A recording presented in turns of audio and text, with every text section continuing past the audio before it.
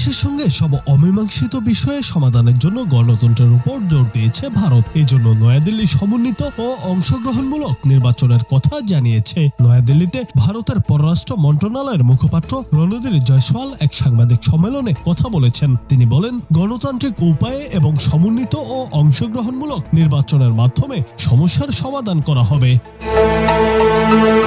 বাংলাদেশের আইন শৃঙ্খলা পরিস্থিতি নিয়ে জয়সওয়াল তার বক্তব্যে বলেন, যারা গুরুতর অপরাধের দায়ে দণ্ডিত ছিল তাদের মুক্তির মাধ্যমে পরিস্থিতি আরো ঘোলাটে হয়েছে। বর্তমানে বাংলাদেশ ও ভারতের যৌথ নদী কমিশনের কর্মকর্তারা কলকাতায় ৮৬তম বারের মতো একটি বৈঠক করেছেন। ওই বৈঠকে গত ৩০ বছর ধরে গঙ্গা নদীর পানি বন্টন নিয়ে সুবিধা ও অসুবিধার বিষয়ে আলোচনা করেছেন। আগামী বছর এই চুক্তি নবায়নের কথা রয়েছে। এই বিষয়ে জয়সওয়াল বলেন, দুই দেশের প্রতিনিধি দল গঙ্গার পানি বন্টন চুক্তি, পানি প্রবাহ পরিমাপ এবং পারস্পরিক স্বার্থ সংশ্লিষ্ট ও অন্যান্য প্রযুক্তিগত বিষয় নিয়ে আলোচনা করেন।